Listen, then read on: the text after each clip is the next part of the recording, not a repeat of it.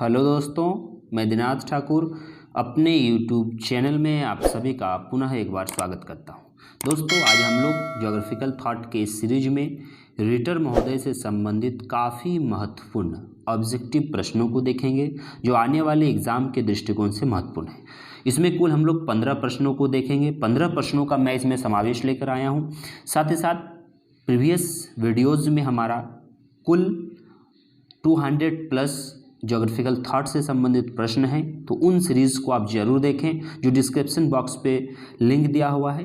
साथ ही साथ दोस्तों, यदि आप हमारे चैनल में नए हैं, पहली बार है, तो चैनल को सब्सक्राइब कर ले, साथ ही लेटेस्ट नोटिफिकेशन के लिए बेल आइकन को दबा दें। चलिए शुरू करते हैं।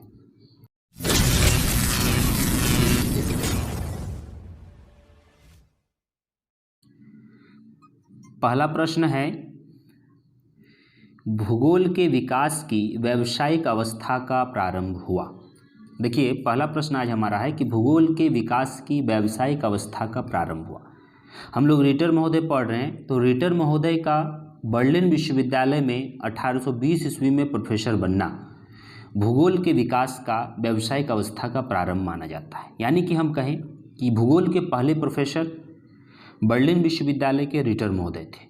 उनके प्रोफेसर बनने के उपरांत भूगोल में एक नया पैराडाइम का विकास हुआ, नए चिंतन फलक का विकास हुआ, जिसमें भूगोल एक व्यावसायिक अवस्था की ओर अग्रसरित हुआ। दूसरा प्रश्न हमारा आता है, भूगोल एक क्षेत्र के सभी तत्वों का तथा पृथ्वी का मानव से अंतर्संबंध का अध्ययन का विज्ञान है। यह भूगोल की अवधारणा है। ध्यान दीजिए, यह भूगोल की अवधारणा है कि भूगोल जो है सभी तत्वों के तथा पृथ्वी के मानव के अंतर संबंध का अध्ययन है। क्योंकि हम्बोल्ट जब हम लोग पढ़ते हैं तो हम्बोल्ट महोदय ने प्रकृति की एकता, प्रकृति को ही सर्वेसर्वा माना है, जबकि रिटर महोदय ने सभी तत्व यानी एक क्षेत्र के सभी तत्वों को और मानव के साथ उसके अंतर संबंधों का अध्ययन भूगोल कहा है। उसके बाद अगला प्रश्न, अर्धकुंडे जैसी भूगोल की रचना के बावजूद रिटर के अधिक अनुयायी नहीं बने, जिसका कारण क्या था। अर्धकुंडे इनकी प्रसिद्ध रचना है, लेकिन फिर भी भूगोल में इनकी ख्याति उतनी नहीं है जितनी हम्बोल्ट की है, क्योंकि हम्बोल्ट ईश्वर को नहीं मानते थे, प्रकृति को ही सर्वेसर्वा मानते थे, जबकि रिटर महोदय ईश्वर को मानते थे और इनका विचार उद्देश्यात्मक था। यानी कि इसका जो 237 का आंसर बी होगा। इनका विचार उद्देश्यात्मक था और ये ईश्वर को मानते थे। अगला प्रश्न हमारा आता है, अर्धब्रेसिंगबुंग तथा अर्धकुंडे में अंतर है। ध्यान दीजिए, अर्धब्रेसिंगबुंग तथा अर्धकुंडे में अंतर है। ये दो शब्द हैं। इसको कब हम लोग व्याख्या करते हैं, कब देखते हैं, जब हम असमानताएं देखते हैं रिटर और हम्बोल्ट की। तो हम्बोल्ट और रिटर का योगदान तो पूरक था, एक दूसरे के पूरक इनका योगदान था, लेकिन दोनों के कार्यों ने भूगोल में एक संरचना प्रदान की। दोनों के कार्यों में भूगोल में एक संरचना आया और उसी संरचना को कुछ विद्वान जो है पहले, जैसे कि रिटर के पहले, हम्बोल्ट के आने के पहले आदर्शात्मक स्थान था भूगोल में, लेकिन आदर्श का स्थान धीरे धीरे करके भौतिकवाद ने लिया था। और भौतिकवाद में लिया था कहने का मतलब है कि अर्धब्रेसिंगबुंग और अर्धकुंडे, ध्यान दीजिए, अर्धब्रेसिंगबुंग तथा अर्धकुंडे दो शब्द यहाँ पर पनपा। तो अर्धब्रेसिंगबुंग जो है पृथ्वी का वर्णन करता था, ध्यान दीजिएगा, पृथ्वी का वर्णन करता था, जबकि उसका स्थान पर अर्धकुंडे यानी तुलनात्मक ज्ञान, विश्व का तुलनात्मक ज्ञान पर जोर दिया गया। यानी कि इन दोनों का जो मूल अंतर था कि अर्धब्रेसिंगबुंग पृथ्वी का वर्णन करता था, अर्धकुंडे जो है विश्व का तुलनात्मक ज्ञान का अध्ययन करता था, विश्व का तुलनात्मक अध्ययन करता था। यानी इसका आंसर ए होगा। उसके बाद अगला प्रश्न है, रिटर के शिक्षा घर से प्रारंभ कर संपूर्ण संसार को समझने के लिए की थी। ठीक है, रिटर का जो शिक्षा था वो घर से प्रारंभ हुआ था, और घर से प्रारंभ होने के साथ साथ संपूर्ण, कहेंगे कि संपूर्ण संसार को समझने के लिए शिक्षा दी जाती थी। तो यह शिक्षा किस नाम से जाना जाता था?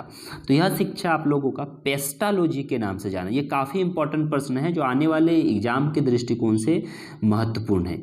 इसे हम लोग कहते थे पेस्टालॉजी। यानी कि रिटर की जो शिक्षा प्रणाली थी, रिटर जिस शिक्षा से पढ़े थे उसे हम लोग पेस्टालॉजी कहते हैं।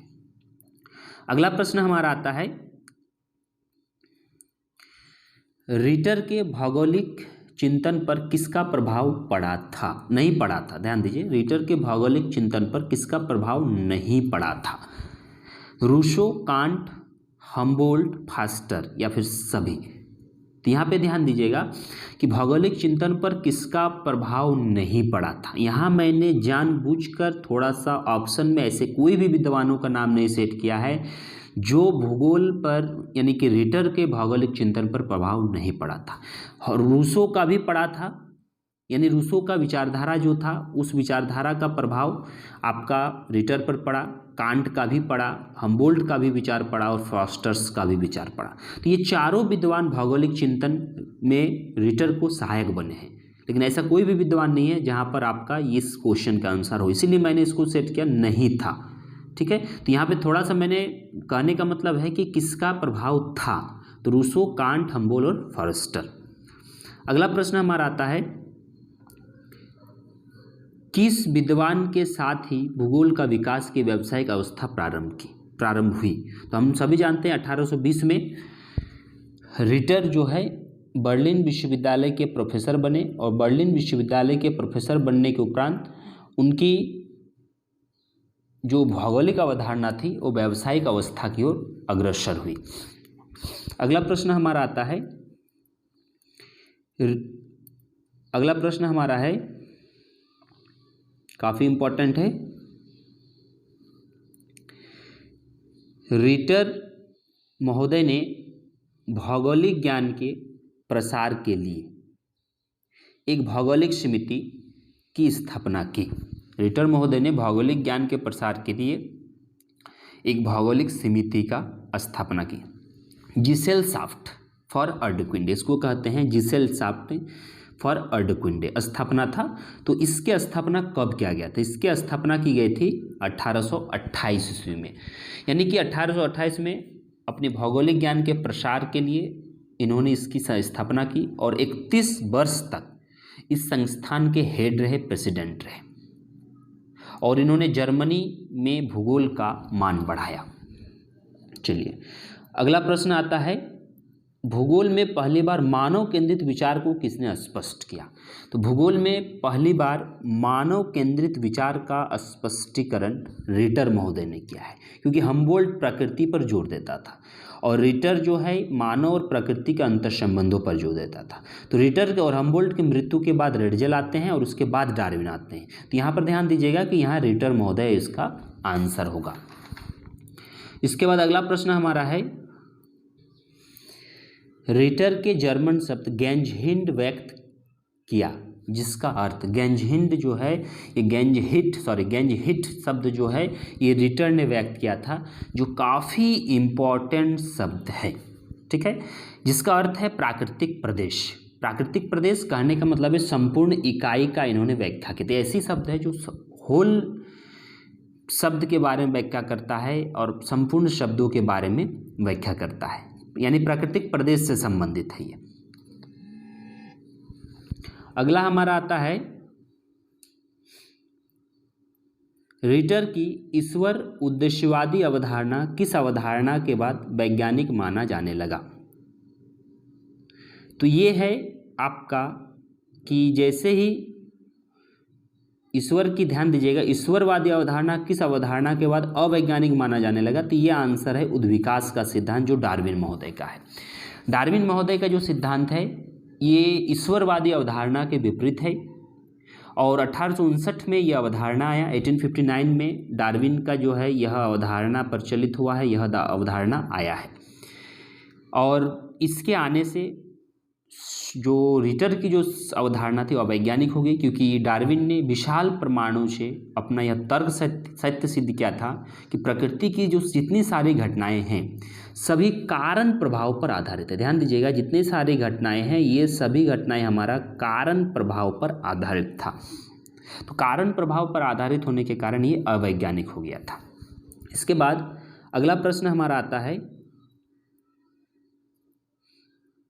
सामाजिक डार्विनवाद की संकल्पना किसने प्रस्तुत की। देखिए ये प्रश्न मैंने विगत कई दिनों से विभिन्न व्हाट्सएप ग्रुप में देखा है, तो मैंने सोचा इसको भी यहाँ पे इनरोल किया जाए। तो सामाजिक डार्विनवाद का जो शब्द है, ये शब्द वर्तमान समय में सत्य समझा जाता है, जो हर्बर्ट स्पेंसर का है, और इन्होंने सामाजिक परिघटनाओं के लिए इस शब्द का प्रयोग किया था। जो समाज में घटित घटनाएं हैं उनके बारे में सामाजिक डार्विनवाद का इन्होंने प्रयोग किया था। अगला प्रश्न है, द कॉन्सेप्ट ऑफ लैंडरकुंडे, दिस कॉन्सेप्ट ऑफ लैंडरकुंडे की देन किसकी है? तो लैंडरकुंडे का अर्थ होता है प्राकृतिक प्रदेश, और ये रिटर महोदय का शब्द है। इनका जो लैंडरकुंडे है इसका अर्थ है प्राकृतिक प्रदेश, और रिटर महोदय का ये दिया हुआ कॉन्सेप्ट है। उसके बाद अगला हमारा प्रश्न है,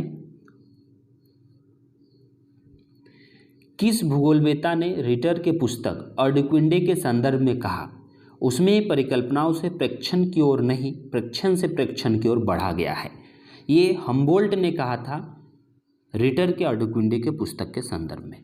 और कहीं ना कहीं हम सभी जानते हैं कि रिटर का जो प्रभाव था, और रिटर भूगोलवेता बनने के लिए हम्बोल्ट से शिक्षित हुआ था। हम्बोल्ट के पास वो ट्रेनिंग लिया था कि किस प्रकार भूगोलवेता बने, और 1807 ईस्वी में हम्बोल्ट के साथ रिटर का भेंट मुलाकात हुई थी। 1807 ईस्वी में हम्बोल्ट के साथ रिटर के भेंट मुलाकात हुई थी। उसी में उन्होंने उसके बाद जो है अपना प्रशिक्षण शुरू किया था, किस प्रकार भूगोल बने, भूगोल के विद्वान बने। उसके बाद हमारा आज अगला प्रश्न है, जनरल कंपैरेटिव ज्योग्राफी किसका उपशीर्षक है? ध्यान दीजिएगा, जनरल कंपैरेटिव ज्योग्राफी किसका उपशीर्षक है? तो हम लोग कॉस्मोस का जो उपशीर्षक है उसको कहते हैं sketch of a physical description of the earth. Cosmos का जो उपशीर्षक है उसको कहते हैं sketch of a physical description of the world, और रिटर का जो है जनरल कंपैरेटिव, ये अर्डक्विंडे का उपशीर्षक है। तो इसका आंसर जो होगा अर्डक्विंडे होगा। इसके उपरांत आज का अंतिम प्रश्न है कि रिटर की विचारधारा, तो हम सभी जानते हैं उद्देश्यात्मक और ईश्वरपरक, ईश्वरवादिता था। तो दोस्तों ये हमारा कुल 15 प्रश्न था।